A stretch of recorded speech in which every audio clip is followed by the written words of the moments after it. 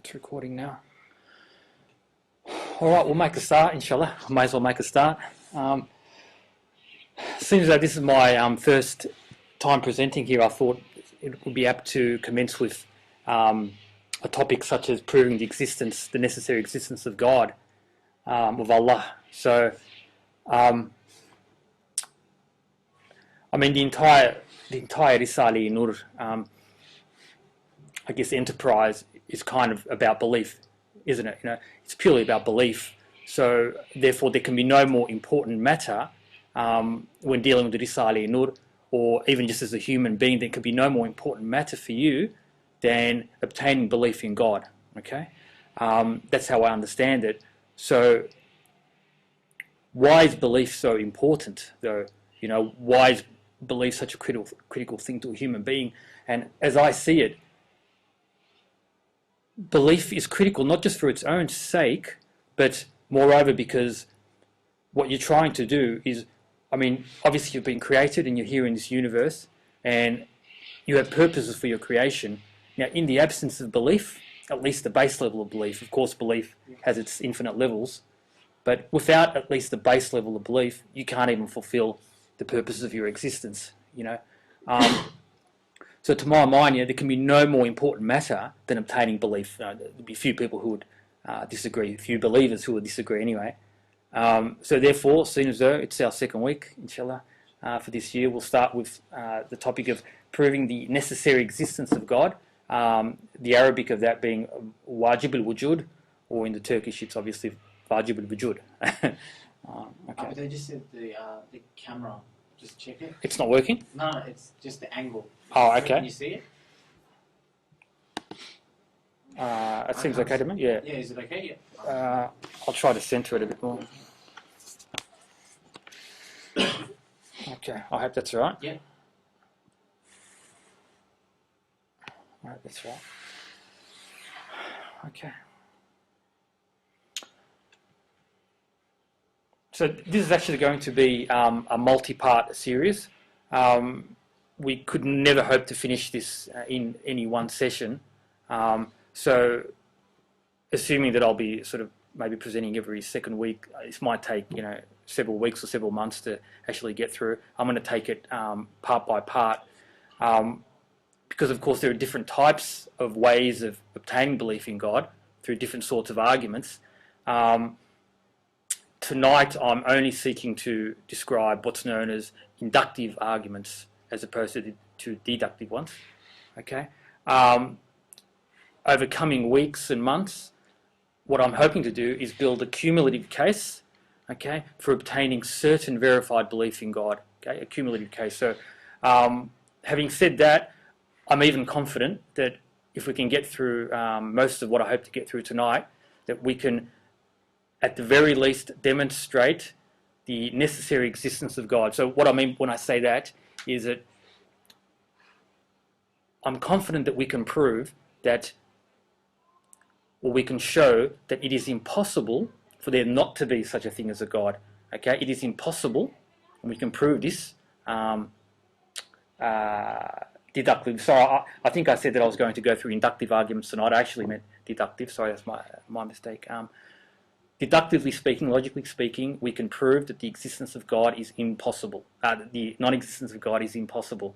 Okay. All that will be left for us to do from there is to demonstrate the identity of that being. Okay. So the identity, and when I say the identity, I also refer to, you know, the attributes of that being.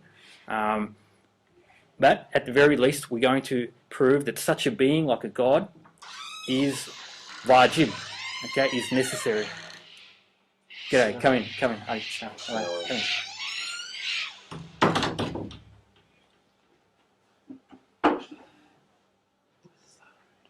Okay, we've only just started, guys. We've only just started. So, just to give you an update as to what's happened in the last few minutes, I'm making the very bold claim tonight. Okay, a very bold claim that we can. Logically speaking, we can prove that the existence of God is necessary, okay, that the non-existence of God, of Allah, is impossible, okay. And I was just explaining to Murad that over coming weeks, we will go further and we will demonstrate the identity of that being. Okay, so there has to be a being such as a God, but the identity of it. Okay, is it, I don't know, someone like Isa alayhi salam, for example, or is it someone more like Allah, for example? Okay, so that's what I'm hoping to demonstrate. So also we went through the importance of belief, okay, before you guys came in. So just very shortly, why is belief so important? It's because only once you've obtained belief, at least the base level of belief, can you then go on to fulfill the purposes of your creation. Okay, so clearly we've been sent here for a reason. We actually can't fulfill those reasons, we can't carry out those duties that we're here for without having obtained at least a basic level of belief. Okay. Contrary to what it says on my opening slide, tonight we'll be discussing what's known as deductive arguments for the existence of God. Okay, I think I had written there inductive arguments, but deductive arguments. So I'm going to describe what a deductive argument is, and I'm going to tell you why is it that I'm even bothering to describe deductive arguments. Okay. Now, very broadly speaking, there are two kinds of ways of obtaining belief in a given matter. Okay, there are two very broad ways that a person can prove something to themselves or to others. Okay, one of them is through a deductive argument. Okay, in the science of logic, sometimes this is referred to as a priori truths. Okay, a priori means from before.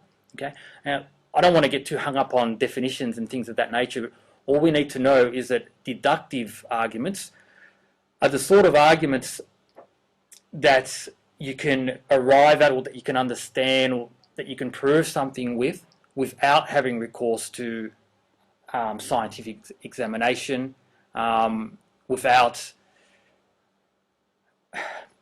basically that's without having to actually go out and do a scientific experiment. You can, just by analysing concepts, sometimes prove the truth of a matter. Okay. Now, the good thing about deductive arguments is that as long as I can prove that the elements of the argument are true, okay, it is impossible for its conclusion to be false. Okay.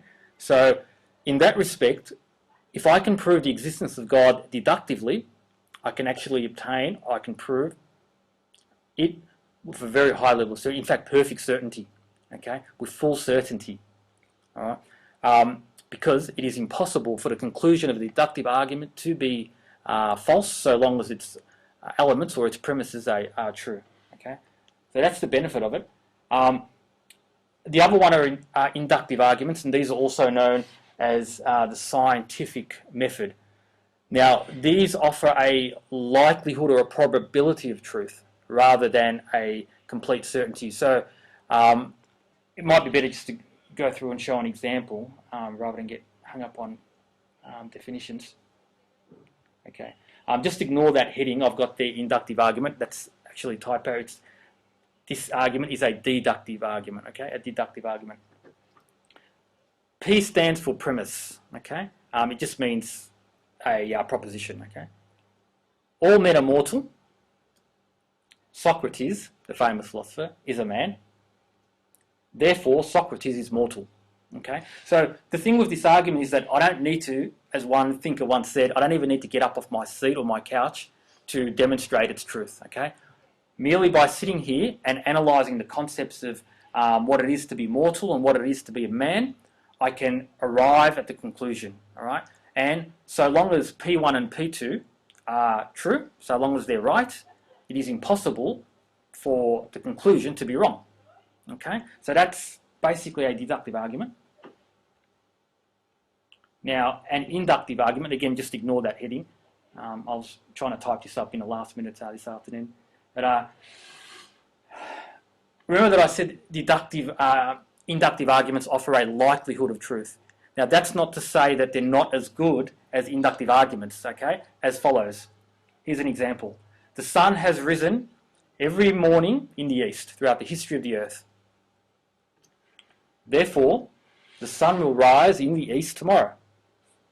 Okay, so who doubts the truth of this? Does anybody doubt it?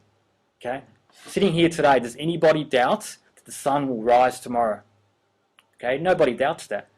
However, the fact is that this argument does not offer the same level of certainty as our previous argument about Socrates being mortal. Okay, it offers only a likelihood of truth, albeit a very high likelihood. There is at least a logical possibility that it's not true.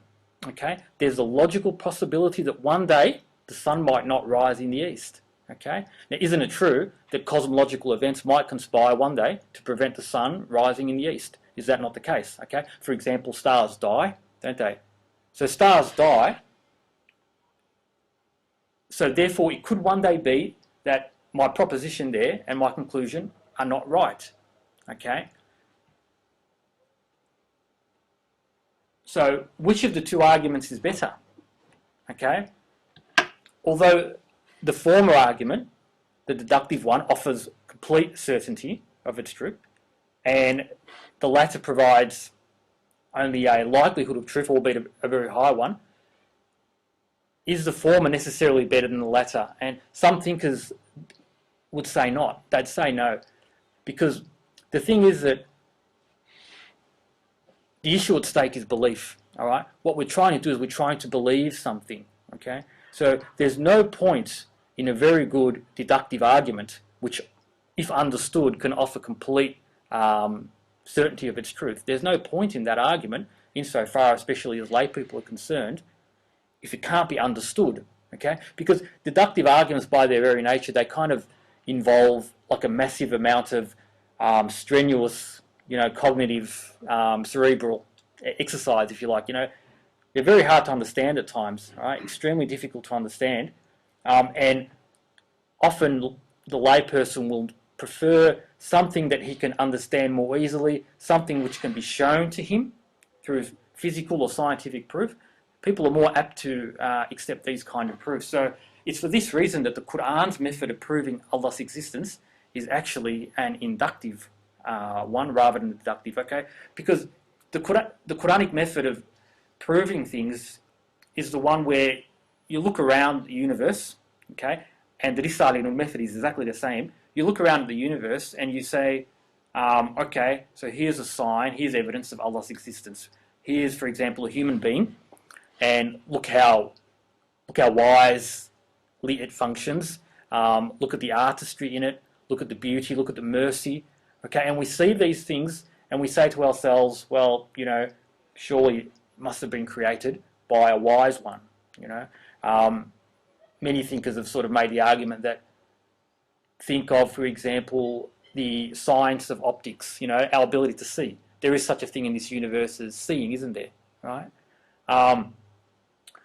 That would indicate that there exists a maker, a creator of that, a designer of that whole concept of seeing, okay?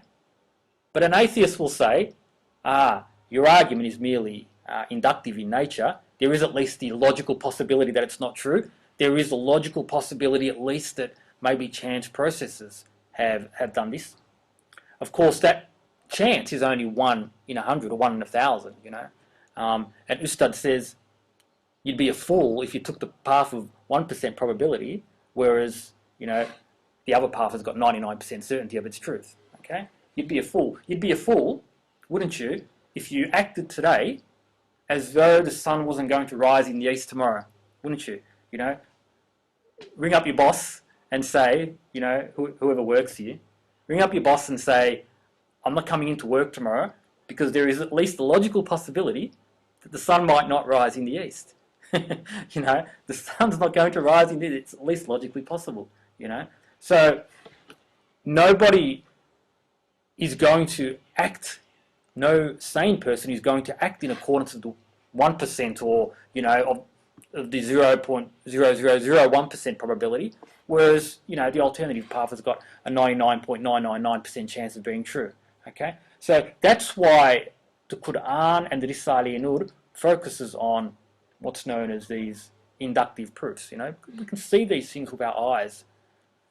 The deductive proofs, which involve cognition, you know, thought and strenuous thought sometimes, maybe cannot be understood by everybody, you know. So not everyone will benefit from them, possibly, okay.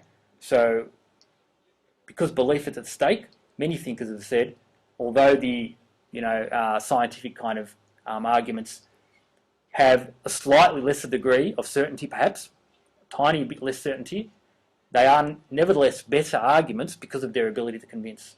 Okay.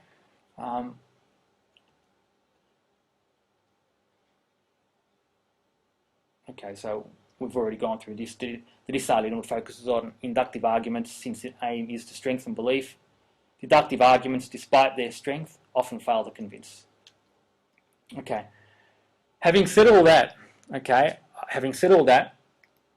it's not to say that the Risale-i Nur does not still provide some of those deductive logical proofs, okay? Still contains them. What Ustad doesn't do is he doesn't seek to reprove them. He merely states those arguments, and he spends much more time on, the testimony of the, Kitab al-Kainat, which is the Book of the Universe in English. So he sees more value in focusing on those, but nonetheless, there are two very good deductive arguments that Ustad has seen fit to include in the Risale-i Nur, and especially in Ayatul Kubra, the supreme sign, which comprehensively proves the existence of Allah, if anyone's interested in reading it. So the reason why I've gone through this very lengthy prelude, okay, to this topic is that what I'm seeking to show you guys is that sure, we accept all the inductive proofs that exist in the Quran and in the Risale-i Nur, okay? We accept those, we've got belief, and we use those to strengthen our belief, okay? But who I'm actually addressing today, really, more than you guys, are those minority of people, okay, who are dogmatic atheists, and they will always rely on that 1% or 0.1% chance that maybe those inductive arguments are wrong, okay? So I'm saying to those guys, even if you say that there's a chance that those arguments are wrong, there's no chance that these deductive arguments are wrong, okay? They offer complete certainty of Allah's existence, okay, as follows. We'll go through that now.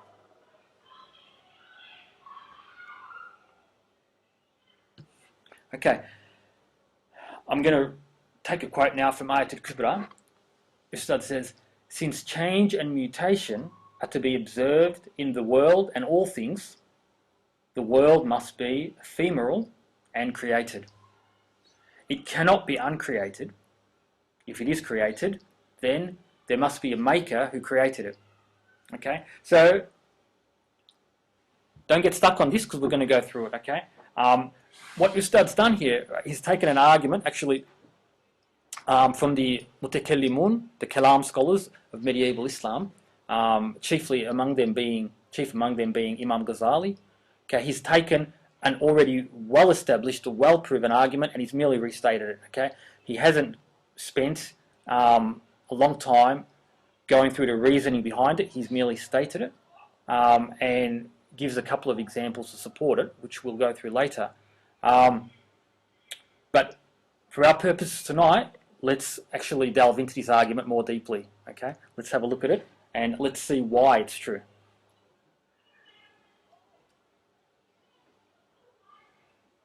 Okay, so that very short statement from Ustad is actually derived from what's known as the argument from the temporality of the universe, okay? So all that means in basic terms is temporality refers to time, okay? So anything that's related to time is said to be temporal. For example, we are temporal beings, okay? We exist in a universe where there's time. The universe is a temporal realm. It's a place where there's time, it's inescapable. Okay, it's possible that there could be a realm without time, that realm being Allah's realm, of course. So time isn't something that exists necessarily in every possible world. Okay, some realms could be timeless and other realms could be temporal, and we are in the temporal realm. Okay, so the first premise or the first element of the argument is as follows. Okay, whatever begins to exist has a cause for its beginning to exist. The world, the universe, began to exist. Therefore, the world has a cause for its beginning to exist. Okay. So how does Ustad's statement, where he was talking about, and I'll repeat it here, I've got the relevant section in front of me. Since change and mutation are to be observed in the world and all things, the world must be ephemeral and created. It cannot be uncreated. So how do we think that statement relates to the argument which I've just put up? Okay, whatever begins to exist has a cause for its beginning to exist. The world began to exist. Therefore, the world has a cause for its beginning to exist. Okay, the way the two arguments are related are as follows. Change is what gives rise to temporality. Okay, think about it like this. Let's pretend that you've got a situation where, I don't know, you've got a lump of matter. You've got a lump of matter that exists on its own in a small universe, and it just sits there. Okay, it does not move. There are no changes. There are no events. Okay, how are we to differentiate time? You know, what happens is when there are changes in the universe, when there are changes in the world, okay, that gives rise to temporality because the changes occur one after the other. Okay, they're not occurring simultaneously; they're occurring one after the other. So from there, we can prove that we are in a temporal realm. If there was ever any doubt that we exist in a temporal realm, we only need to look to the changes that we see in the universe. Okay, so what kind of changes? Okay, is anything ever not changing? Ask yourself that. Is anything ever not changing? Okay, everything is always changing. Okay, like for example, stars are always rotating and orbiting. Planets. So we're talking about the macro world now. Even things like people, trees, planets, they're always changing in some way. Now, a change can be something as simple as a movement, okay? So as I'm speaking now, my hands are moving. Those are changes, okay? Now, going down to the micro world, if we look at atoms, we see that matter is never quiescent. Matter is never still, okay? It's always moving. Now, let's say that we reduced the temperature of an atom down to absolute zero. Would it still move? Would it still be in any way active? It would be. It would be. You would think that it wouldn't. You would think that it wouldn't be, that even the electrons around it would be still. But that's not the case. Science can actually demonstrate today that even at a temperature of absolute zero, okay, matter still retains what they call its ground state kinetic energy. Okay, so matter is never still. The nucleus of an atom, even in a solid thing like this table, is always agitating, it's vibrating, you know. Okay, so we've established that, right, that there is change in this universe, okay, and those changes occur one after the other, they give rise to temporality. Okay, so the changes occur in time. Now,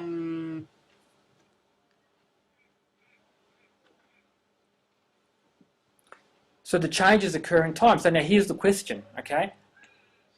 Is it possible that there have been an infinite number of changes, okay? Well, and the reason why this is an issue is as follows, okay? So what we're trying to prove is that the universe had a beginning, okay? If we can prove that the universe had a beginning, then we can prove that it must have been, that it had to have been created, okay? And I'll explain why shortly, but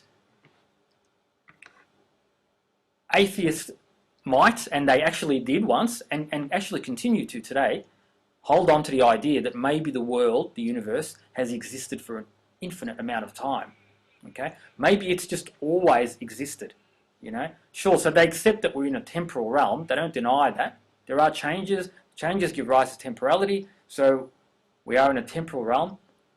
But nonetheless, maybe the universe has existed for just an infinite amount of time. If the universe has existed for an infinite amount of time, then they'll say, well, what need for a creator? It's just always been there, okay? It's just always been there. It's just a brute fact. It doesn't need an explanation, okay? It explains itself. It's just always been there. That's what they'll say. What Imam Ghazali and the Mutakallimun proved, okay, is that it is impossible for there to have been an infinite number of changes, okay, in the universe's past history, and therefore it's impossible for there to be an infinite amount of time in the universe's past history, okay? It is impossible. Why is it impossible? It's because they can demonstrate that such a thing as an actual infinite is not possible, all right? So what's an actual infinite? Okay, an actual infinite is just that, something which purports to be like a collection which purports to be actually infinite in number, you know. So things can be potentially infinite, certainly, you know. I can say I've got a potentially infinite number of books at home, you know. So it's on its way to infinity, but no one can say that they've got an actually infinite number of books, can they? You know, does that make any sense? No one can actually say that they have an actually infinite amount of anything. All right. Now, the Mutakallimun proved this. Okay, Imam Ghazali proved this. He said,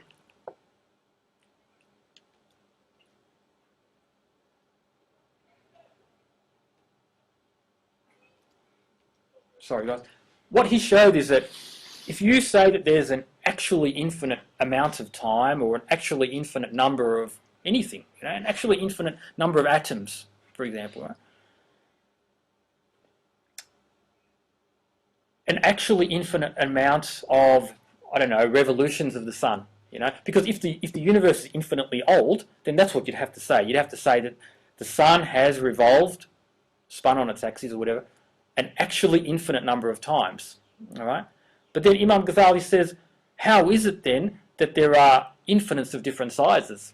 Okay, infinite is just infinite. How can there be two things which are infinite that are of different sizes? Okay, as follows. He says, for instance, the sphere of the sun completes one revolution in 1 year, while that of Saturn makes one in 30 years. Therefore, the revolutions of Saturn are 1/30th of those of the sun. But if the universe is infinitely old, and both the sun and Saturn have made infinite revolutions, how is it that one has made more revolutions than the other? Okay, so he's shown that the idea of an actual infinite existing is ridiculous. Okay, it's absurd and it is logically precluded. Okay, so it is impossible for there to be an infinite amount of past time in the universe's history, or an infinite number of past changes or events. Why? Because don't we see that events still continue? Okay, every time I move my finger, that's another event. Okay, every nanosecond there is a new event. Okay, atoms are agitating. There are new things happening all the time. But hang on, if the universe has existed for an actually infinite amount of time, how is it that I can still add one more to it? If it's infinite, I shouldn't be able to add to it. Infinite's infinite. Okay, so Imam Ghazali would say, how can one more be added to the infinite, right? So, in countless different ways, we can show that it is absurd to suggest that the universe has existed for an actually infinite period of time, okay? It must have existed, therefore, only for a finite period of time, okay? So, that being the case, there was a time, well, there was no time, there was a point at which it didn't exist, okay? And when I say the universe, what do I include in that? Okay, I'm including time, I'm including matter, I'm even including space. Okay. Now, funnily enough, recent cosmology supports this age-old argument. Okay, has proven it again scientifically. However, the Muslim thinkers had shown it logically even before we had the ability to show it scientifically, okay? So this argument is so strong, okay, it is so favoured that even today, even Christian thinkers hold this argument up. They put it up in lights, okay, and they still rely on this argument today. In 2011, it is still probably the #1 argument from a logical or, deductive perspective at least, for proving that there has to be such a thing as a God, okay? So it is an extremely powerful argument, and if it can be understood, not everybody might be able to grasp it at first, but I think it's actually reasonably simple, I think if you give it some thought, it's reasonably simple and it really makes sense, So, what have we understood so far, okay? Does anyone have any questions up to this point at all? Or, anything not clear about any of the points of the argument? Just the argument about... I'll go back to it. Actual infinite. Okay, and sure. its impossibility. Yep. From your example. Yep. What would we say to those people who would say, well then, how is it that your God is infinite? Okay. Is that an event? Yeah. Like either way? That's an excellent question, and it is a matter which has already been dealt with. It's certainly been dealt with. What it revolves around, what it's based upon, that kind of argument, I guess, that attempt to refute this argument, I guess. What it rests on is an equivocation of different kinds of infinity, Don't forget that Allah is not a material being, okay? So Allah is immaterial, okay? So when we say that Allah is infinite, what we're saying is that He is infinite in a qualitative sense, okay? Because what part of Allah are we claiming is actually infinite? Like, are we saying that Allah has got, I don't know, an actually infinite number of parts? Allah has no parts. Allah is immaterial. Yeah, Go on, I've just please. got a question here because the infinity argument there is about the existence that we see here. Yeah. It's not an infinite argument about. Well, that's what I understood. That you're not arguing that infinity is not possible outside of this realm, but he's arguing that within this realm, that infinity is not possible. Does that make sense? So in this universe, with our physical eyes, the things we can see physically, infinity is not possible in that realm. But in realms outside of that, that's totally a different question altogether. Can we also say that, would it be correct to say that the concept of infinity itself, or actual infinity, whichever way you want to look at it, is in our universe dependent on time?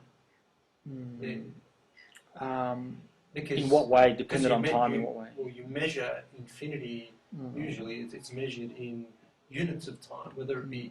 not necessarily, sorry, let me rephrase that. It's measured in... like material things? Material things that, whether it be... You're on the right track, mass, units of measurement, units of time. So it encompasses all that. Yeah. I actually was going to say, too, infinity, remember, is only actually a concept. It's not something... It's not a physical reality. Yeah, it's not. It's something that we need in order to be able to, work with those sciences that we have, such as mathematics or, engineering. Or, we don't have zero physically. I can't show you zero. But it's, again, a concept that we need. And that's why people are trying to use that in the wrong path that he's trying to disprove in that sense. Yeah. Excellent question. And, like, when I... Assalamualaikum, come on. You found a room, guys. Sorry, guys, we're broadcasting, so I couldn't answer. So sorry about that. There's another table. Okay, so actually, I wouldn't mind that maybe another week actually just focusing on that topic in isolation. But I just want to say briefly that here's the thing: like, in what way are we saying that Allah needs to be infinite? Okay, I see it like this, right? Allah is immaterial, and He has attributes. Okay, He has the attribute, for example, of mercy. Okay, so He shows mercy to beings. Right? Now, we say that attribute is infinite. Qualitatively, it is infinite. Now, it's not. Mercy is not a physical material thing, so that we should say that it can't be actually infinite. Okay, the notion of actual infinity doesn't even apply it's not even doesn't even have anything to do with the concept of mercy. Right? What it means is that regardless of how many beings came to Allah requiring mercy, Allah would still have mercy to give. His mercy wouldn't run out after, I don't know, 1 trillion beings. Okay? So it's in that sense. And think about it like this. You're a person and you've got the capacity to love. Okay? So you love your child, don't you? Right? You love your child. Now, is it not true that you have an infinite amount of love to give to that child? As follows. You see your child today and you show him love. Now, would there ever come a day, assuming that you could live eternally, assuming that you could live for billions of years, would there come a day when you said, look, because I only have a finite amount of love, I can no longer love you? It's just a ridiculous thing to suggest, right? Love is not something, nor is mercy, okay? These are not things which run out. They're not material things, okay? So in that respect, they are infinite, okay? But that's totally different to what we're describing here. Here we're talking about things such as time, things such as space, things such as matter. None of these things can be actually infinite, as has been proven by Imam Ghazali. They cannot be actually infinite. Therefore, the only other alternative is they must be finite. Now, since all the elements of the universe, time, space, matter, all of the things which comprise the universe are all necessarily finite, therefore the universe itself is finite. Okay? So, what have we done? So far we have proven that the universe once didn't exist, and it was brought into existence. Okay? Now I ask you, if something doesn't exist, can it bring itself into existence? Okay? It cannot. It simply cannot. If you don't exist, what decisions can you make?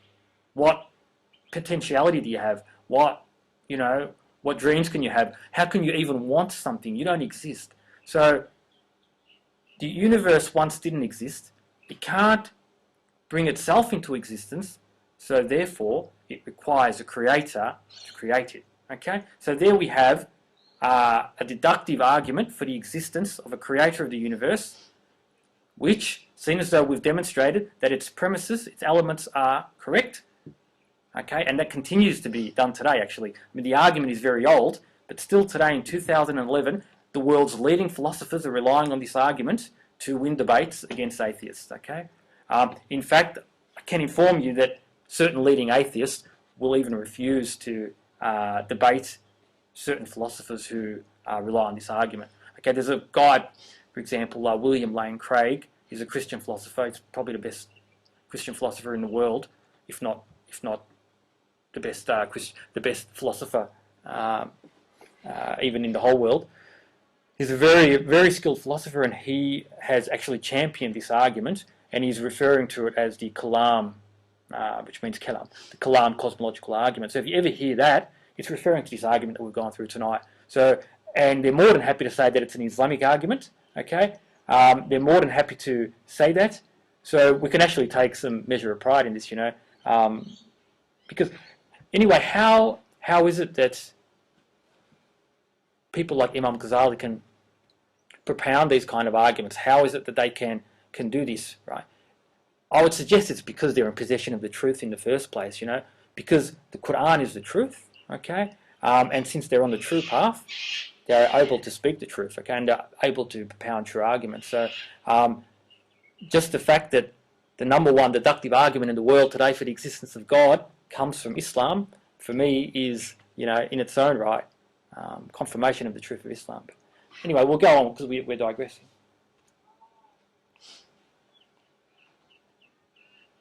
Okay. So just to conclude the argument, what I've said here is that since there cannot be an infinite number of past temporal events, the universe must have had an absolute beginning. And since a non-existent thing cannot create itself, the universe must have been brought into existence by something other than itself. Okay. Since the notion of an endless chain of explanations is absurd, we have no alternative but to posit a necessarily existing being, wajib al-wujud, with whom the chain of apparent explanation stops. Okay, I just want to talk about that for a moment. Here's the thing, right? Atheists, materialists, scientists, whatever, they'll say that take any phenomenon in the universe, such as life, such as rain, such as planets, they'll say, no, it's totally explained by, the things in the universe, the laws of the universe, I don't know, the matter in the universe, the properties of it, the initial cosmological, conditions. All of these things, they reckon, can explain why there is such a thing as a biological organism, But here's the thing. Can those things really adequately explain anything whatsoever, okay? Can they adequately explain? And the example that I kind of like to use in my mind is like this, right? You're at the lights, okay? You're at an intersection. You're the first car. At that intersection are 6 cars, all waiting for the light to turn green. Suddenly comes a drunk motorist and just crashes into the back of the 6th car. And what happens is that then each car hits the car in front of it, and there's a multi-car pile-up, as often happens, right? Okay, so now I'm the first car.